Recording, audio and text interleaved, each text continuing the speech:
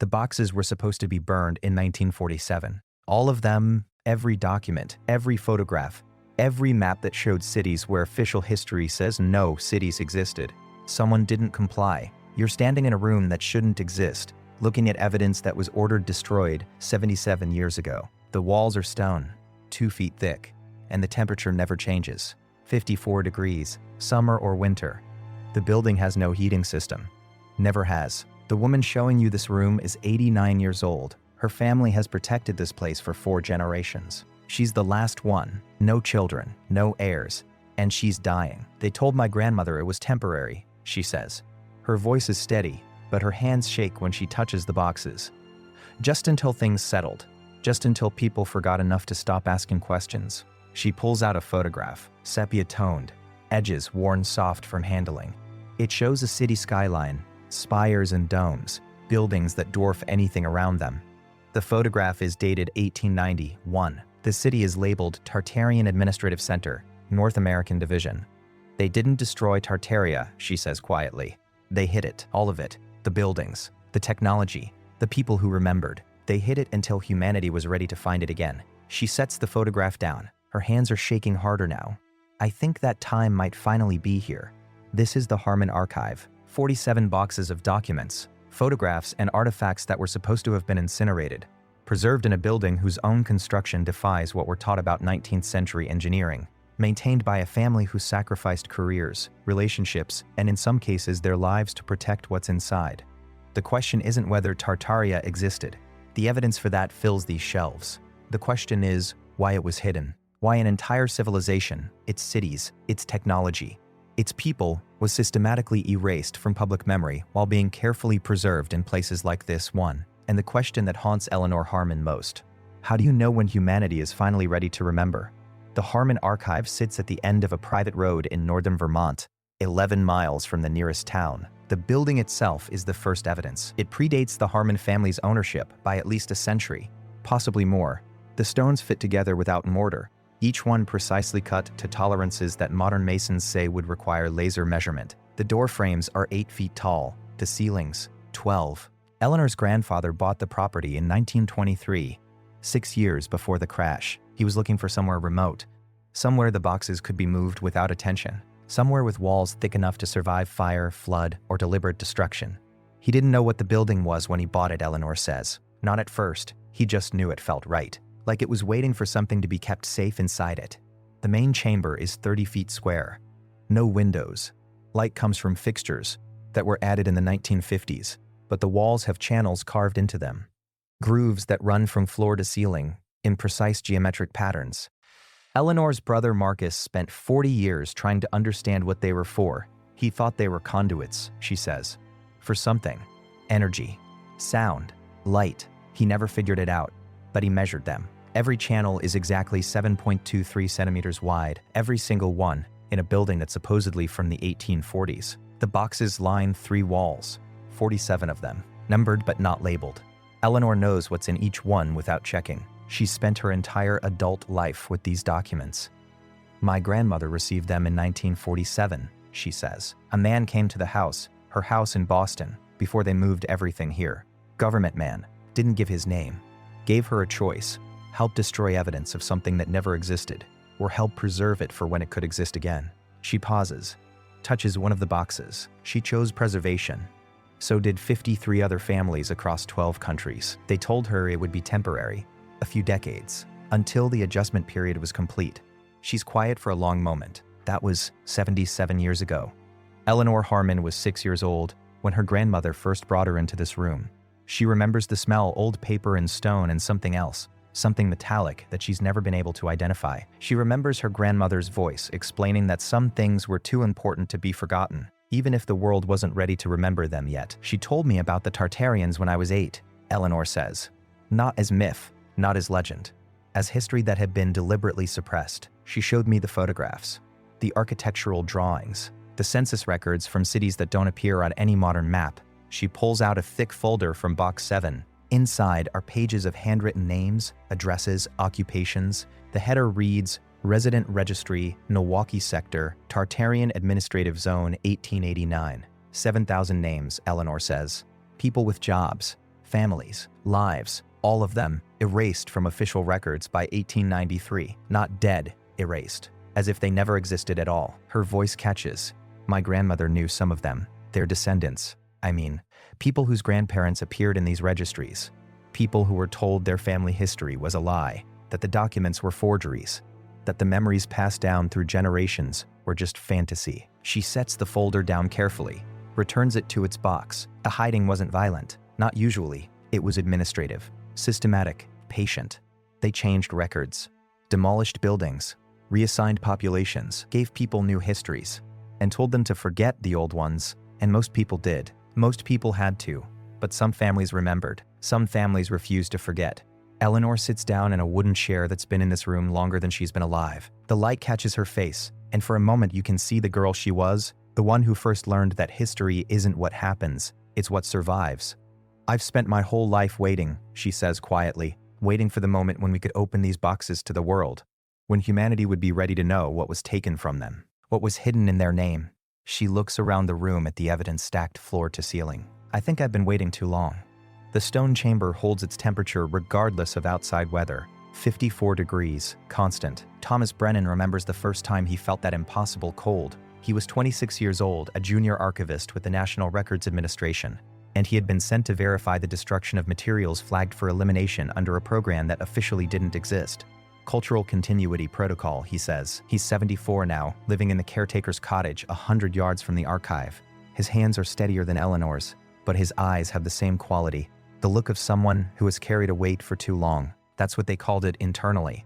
The official mandate was to ensure narrative consistency in historical documentation, which meant destroying anything that didn't fit the approved version of the past.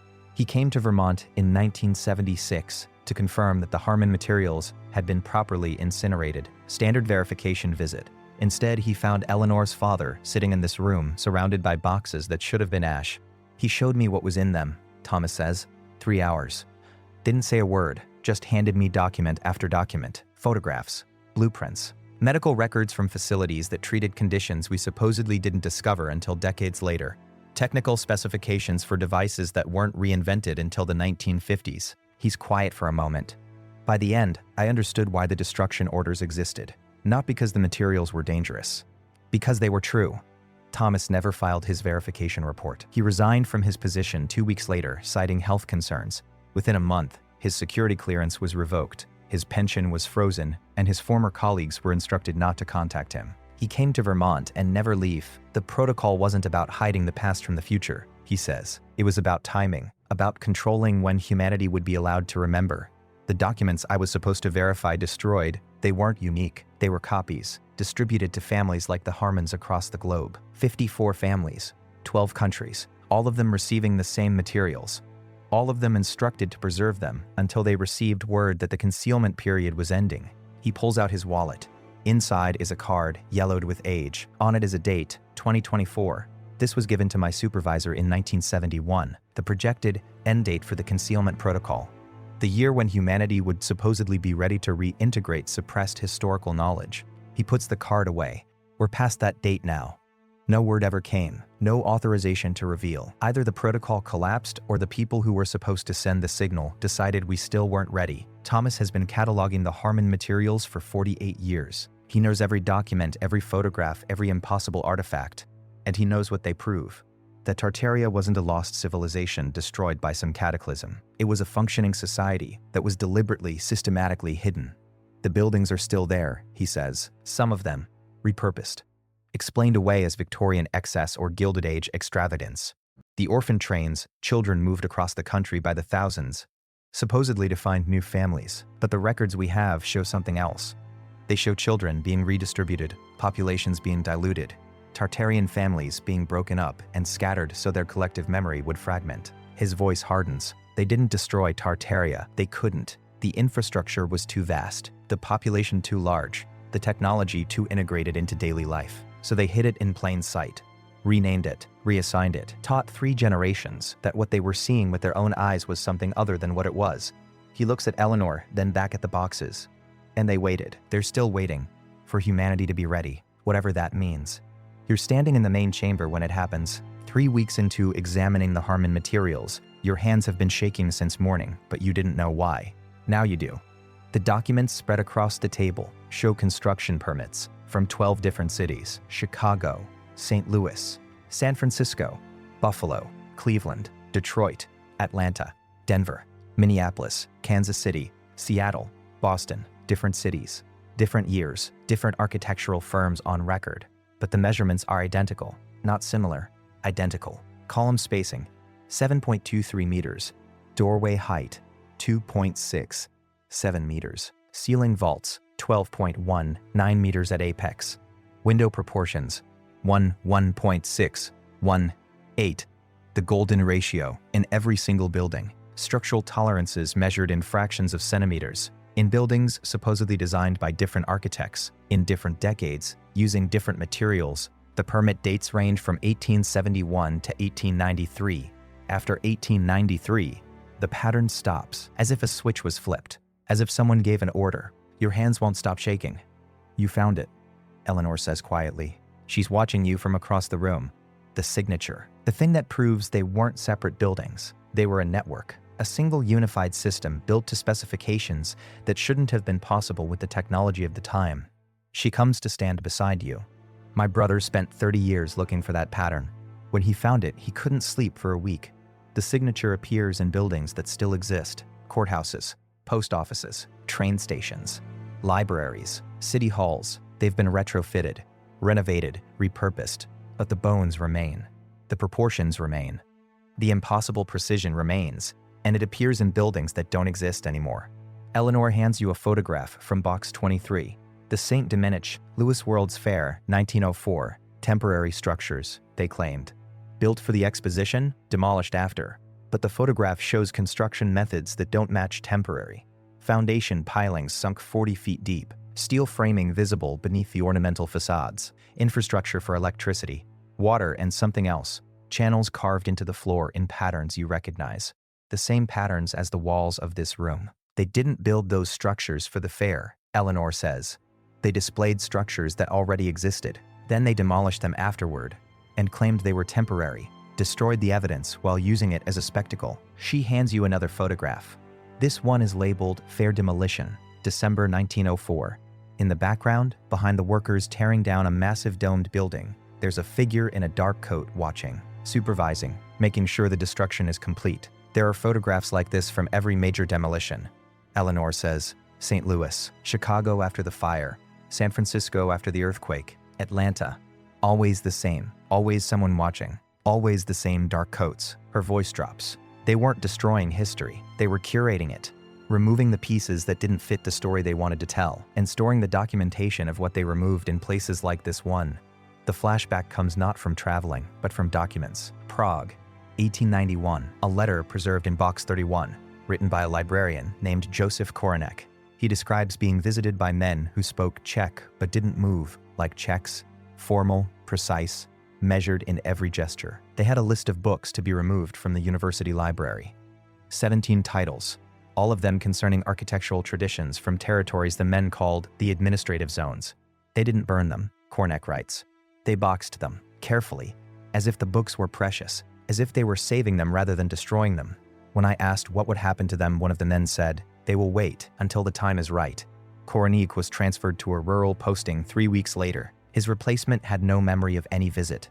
The 17 titles disappeared from the library catalog, but Koronek made copies of his letter, sent them to family members. One of those copies ended up in this archive, preserved for over a century.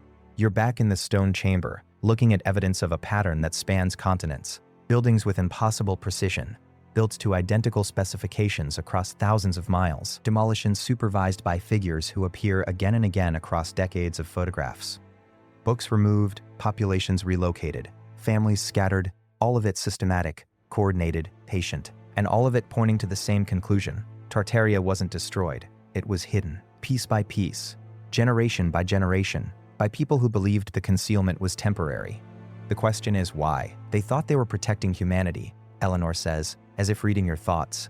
The people who did the hiding, they believed they were saving us from knowledge we weren't ready for, technology we would misuse, history that would destabilize the systems they were building. She touches one of the boxes. Whether they were right, that's the question that haunts me. Whether we're ready now, whether we'll ever be ready, or whether we were ready all along. And the hiding was the real crime. Dr. Vera Sokolova has been studying the Harmon archive for 7 years. She's 43. Russian by birth, American by circumstance, she lost her university position in 2019 after publishing a paper on anomalous architectural harmonics in 19th century American buildings. The paper didn't mention Tartaria. It didn't have to. The measurements spoke for themselves. I found the signature independently, she says.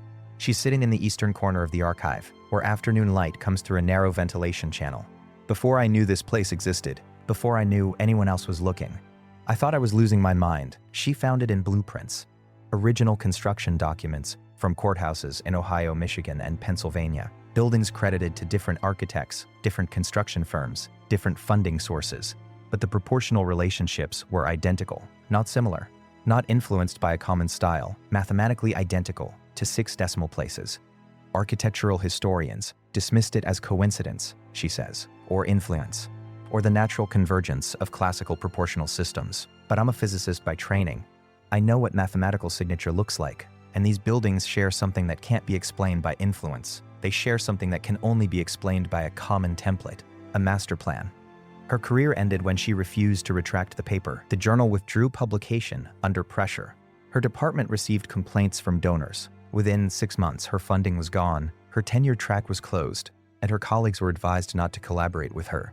That's when Thomas found me, she says. He'd been tracking academics who stumbled onto the pattern, waiting to see who would persist, who would keep looking even after the consequences started. She came to the archive in winter 2020. The pandemic had just begun. She drove 22 hours straight, sleeping in her car, living off gas station food. When she finally saw the documents, the photographs, the measurements, the evidence of systematic concealment, she cried for 3 hours. I thought I was alone, she says. I thought I was the only person who could see what was right in front of us. Buildings that don't match their official histories, infrastructure that predates its supposed construction, technology that appears, disappears, and reappears decades later as invention. She pauses. Her eyes are wet, but her voice is steady. I wasn't alone. There have always been others. Families like the Harmons, researchers like me, people who saw the pattern and refused to look away. We've just been kept separate, isolated, made to feel like we're crazy, each of us alone with evidence nobody else would believe. Vera has cataloged over 300 buildings that bear the Tartarian signature, buildings that still stand in cities across North America. Courthouses, libraries, municipal buildings, train stations, churches. All of them credited to architects who left no other evidence of having designed anything remotely similar. All of them built with techniques that official history says weren't available at the time. The cover story is that these were demonstration of wealth, she says, Gilded Age excess. Robber barons showing off. But that explanation doesn't survive scrutiny. The precision required to build these structures exceeds what was supposedly possible with 1880s technology. The materials came from quarries that have no records of such large shipments. The labor force appears in no census, no payroll records, no immigration documentation. She pulls out a photograph of a building in Detroit, massive limestone facade, columns that taper with perfect mathematical curves, windows arranged in patterns that create precise acoustic properties when the wind passes through. This building was officially constructed in 1890, she says, but the foundation stones show weathering patterns consistent with at least 50 additional years of exposure. The construction permits appeared after the building was photographed as already standing. The architect credited with the design was 23 years old and had never worked on anything larger than a residential renovation. She sets the photograph down. They weren't building, they were claiming, attaching names to structures that already existed, creating paper trails that explained the inexplicable. And when the explanations became too complicated, they demolished. They called it urban renewal, progress, modernization. But they were erasing evidence. Vera has spent 7 years in this archive. She's mapped the signature across 12 countries. She's traced the pattern of concealment through 4 generations of bureaucratic records. And she's come to a conclusion that she shares quietly, as if afraid the walls might be listening. The hiding was never meant to be permanent, she says. The documents make that clear. There are references to the revelation date, to the reintegration protocol, to when humanity achieves sufficient maturity. The people who orchestrated the concealment, whoever they were, they believed they were postponing, not preventing.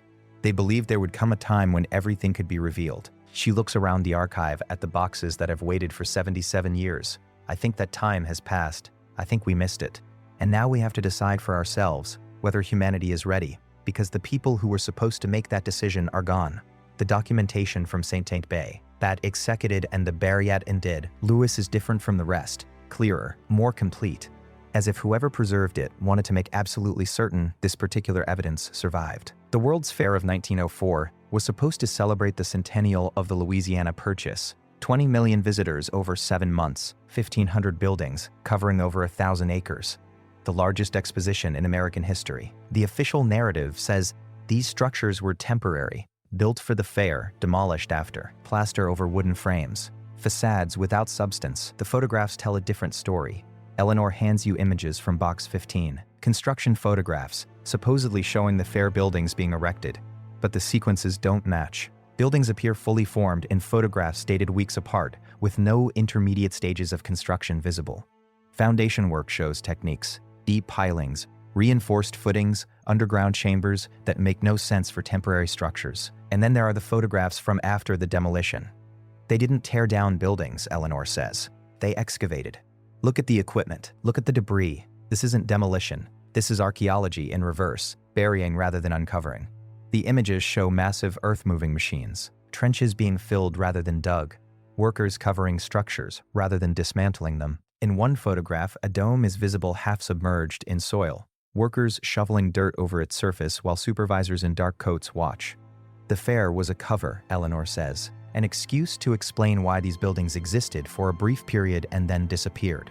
But they didn't disappear, they went underground. Literally, some of them are probably still there, beneath the parking lots and shopping centers that replaced them. She pulls out a map, hand-drawn, dated 1912. It shows the fairgrounds with notations marking which structures were demolished, which were relocated, and which were preserved in situ. Preserved in situ means buried, Eleanor says, covered over and forgotten, waiting. The map includes coordinates, depths, access points that may or may not still exist. My brother tried to verify some of these locations in the 1980s, she says. Ground-penetrating radar, soil samples, seismic analysis. He found anomalies exactly where the map said they would be. Structures below the surface, buildings buried and preserved. She folds the map carefully and returns it to its box. He reported his findings to the university. 2 weeks later, he lost his position. His research was classified under national security protocols. He never taught again. You're back in the stone chamber of the archive.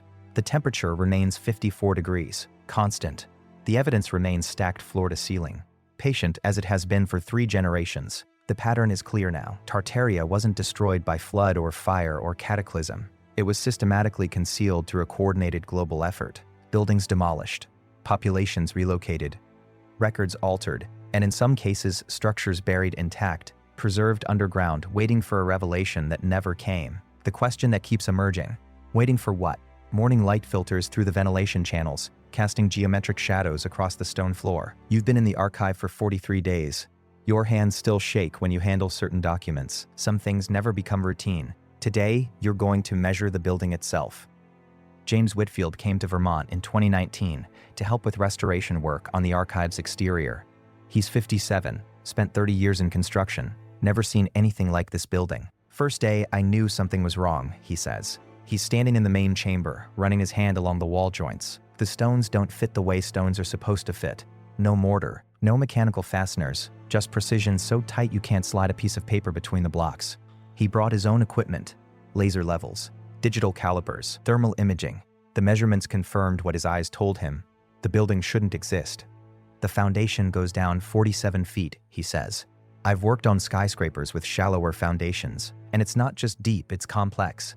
Chambers, channels, resonance cavities. This isn't a storage building. This is an instrument. It was built to do something. You watch as he sets up his laser level. The beam bounces off the wall patterns, tracing the channels that run from floor to ceiling. The measurements appear on his tablet. Every channel is 7.23 centimeters, he says. Same as the column spacing in those courthouse documents. Same as the door proportions. Same mathematical signature. In a building that's supposedly been here since before anyone was measuring in centimeters, the thermal imaging shows something else. The walls maintain constant temperature not through insulation, but through circulation, air moving through internal passages in patterns that shouldn't be possible without powered ventilation. The building breathes, regulates itself, has been doing so for over a century without maintenance. I've spent 40 years building things, James says quietly. I know what humans can build. This isn't it. This is something else. Something we've forgotten how to do, or something we weren't supposed to remember. He shows you the foundation scans. The chambers below ground level match the patterns in the St. Louis maps, resonance cavities, geometric arrays, structures built for purposes no one has explained. The archive isn't just a storage facility, it's part of a network, a surviving node of something much larger. You spend the afternoon measuring. Every proportion confirms the signature. Every reading matches the documents that have waited 77 years to be verified. The evidence isn't just preserved here, it's embodied. The building itself is proof of what it contains. As evening falls, you sit in the main chamber with Eleanor, Thomas, Vera, and James. The temperature hasn't changed. The light has shifted, casting new shadows across the boxes that line the walls. What do we do with this? You ask. The question has been building for weeks. Eleanor is quiet for a long moment. That's the question, isn't it? She says finally. The question my grandmother asked. The question my father asked. The question I've asked every day for 60 years. What do you do with evidence that proves everything is a lie? How do you share truth that most people aren't ready to believe? She looks around the room at the people who have gathered in this place, the archivist who gave up his career, the physicist who was exiled from academia, the construction worker who can't unsee what he's measured. Maybe that's what ready means, she says quietly. Not that humanity has achieved some threshold of wisdom. Not that the powers who orchestrated the hiding have given permission. Maybe ready means enough people have found each other. Enough people have refused to forget. Enough evidence has survived that the truth can finally speak for itself. She touches one of the boxes. Maybe we're the ones who have to decide. Maybe we always were. The recording is on magnetic tape, the old reel-to-reel kind that hasn't been manufactured in decades. Eleanor plays it on equipment her brother maintained until his death in 2011. The sound quality wavers, but the voice is clear. Marcus Harmon made this recording in 1987 when he was 53 years old. He'd just returned from his final research expedition, the one that found the buried anomalies beneath the St. Louis Fairgrounds, the one that cost him his university position. I know who's going to hear this, his voice says through the speakers. Eleanor, future researchers, whoever inherits this burden, I want you to understand something I've only recently come to understand myself. The tape hisses. Silence stretches. They weren't wrong, Marcus continues.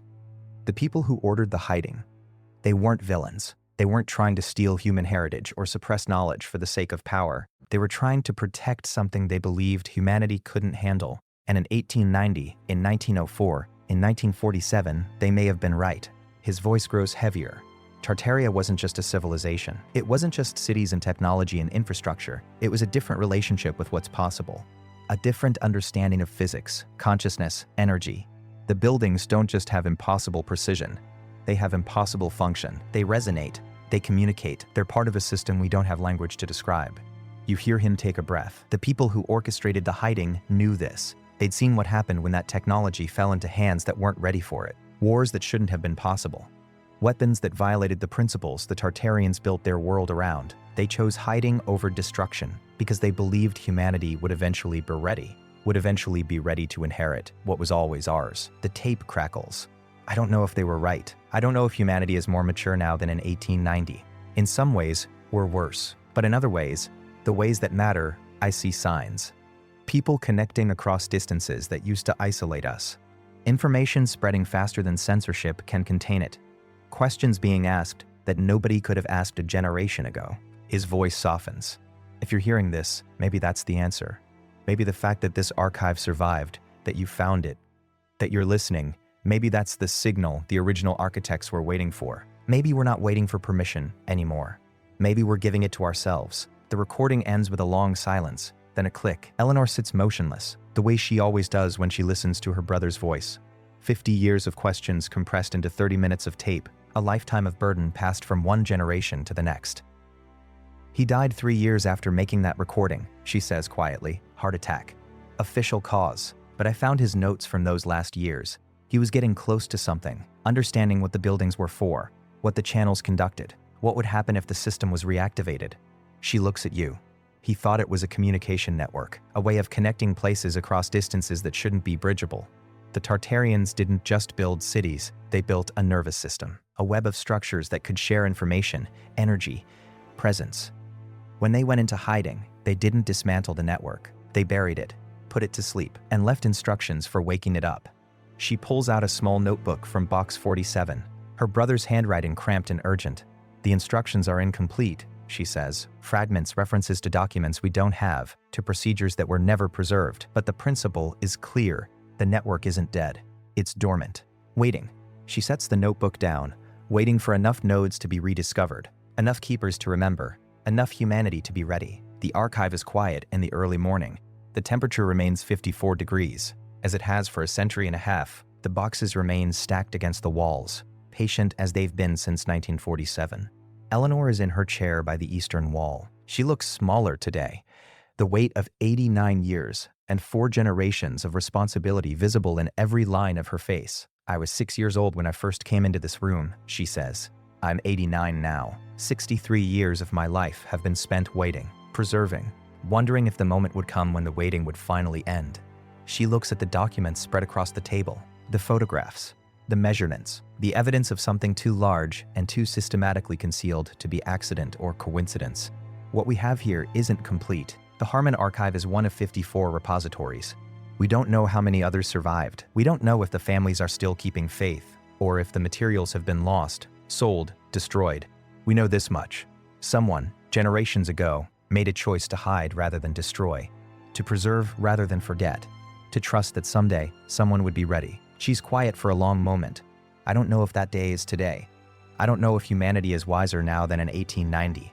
I look at the world and I see the same patterns: fear, division, the hunger for power that turns every gift into a weapon. Maybe the architects of the hiding were right. Maybe we're still not ready. Maybe we'll never be. Her voice drops. But I also see other things. People asking questions that were impossible a generation ago. Connections forming across distances that used to isolate us. A hunger for truth that refuses to be satisfied with official stories. Something is shifting. Something is waking up. The light through the ventilation channels has begun its daily geometry, casting precise shadows across the stone floor. The patterns align with the channels in the walls. For a moment, the entire room seems to resonate. A faint vibration you feel more than hear. The buildings are still there, Eleanor says. The ones that weren't demolished. They're standing in cities across this country, and others waiting. The buried structures are still intact, preserved beneath layers of soil and concrete and forgetting.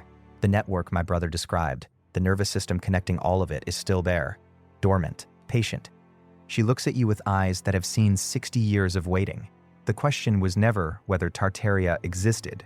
The evidence has been in front of us all along. The question was always about us, about what we'd do with the truth when we finally accepted it, about whether we'd use what we learned to repeat the mistakes that led to the hiding, or to build something worthy of what was preserved. She rises slowly from her chair, walks to the nearest stack of boxes, touches the edge of one with fingers that have touched it 10,000 times before. I won't be here much longer, she says quietly. The archive needs new keepers, new eyes, new minds that can do what we couldn't: take what's been preserved and share it with a world that might finally be ready to remember. The questions remain. Who decided that humanity wasn't ready? What threshold were they waiting for? What happens if the network is reactivated? Where are the other archives? Who are the other keepers? What happened to the original Tartarians? Where did they go when their civilization was hidden? Are they still here, watching, waiting to see what we do with their inheritance? What happens when we remember what was hidden? The archive holds evidence, not answers. Documents that prove concealment without explaining its purpose. Photographs that show what was hidden without revealing why. Measurements that confirm impossibility without translating it into understanding. But there's something else in this room. Something that can't be measured, or documented, or filed in boxes. The weight of 3 generations of faith. The certainty that preservation matters, even when understanding fails. The stubborn belief that truth once hidden will eventually find its way back to light. Eleanor Harmon stands in the room her grandmother received in 1947. The room her father maintained through decades of silence. The room her brother studied until it destroyed his career. The room she has protected for 60 years, waiting for a moment that may or may not have arrived. Tartaria wasn't destroyed, she says one final time. It was hidden. In archives like this one. In buildings we walk past every day without seeing. In the bones of cities that still bear the signature of their original builders. Hidden until humanity was ready to remember. She looks at the evidence, at the questions, at the weight of everything that waits. Maybe we're ready now. Maybe we've always been ready, and the hiding itself was the test. Maybe the architects wanted to see if we'd keep faith across generations, if we'd preserve what we couldn't understand, protect what we couldn't explain, wait for answers we might never receive. The temperature in the room remains 54 degrees. constant, as it has been for over a century. The light through the channels traces patterns that Marcus Harmon spent 40 years trying to decode. The boxes hold their silence, patient as they have been for 77 years.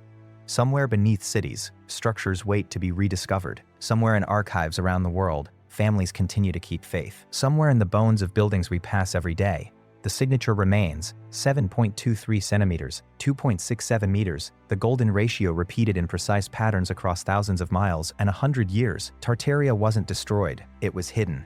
And perhaps the hiding is finally ending, not because permission was granted, but because enough people refused to forget, because enough evidence survived, because enough keepers kept faith, because maybe humanity is finally ready to remember what it was always supposed to inherit. The archive remains, the questions remain, the waiting continues, or ends, depending on what happens next. Eleanor sits in her chair. The light traces its patterns, the temperature holds, and somewhere, something very old begins to wake.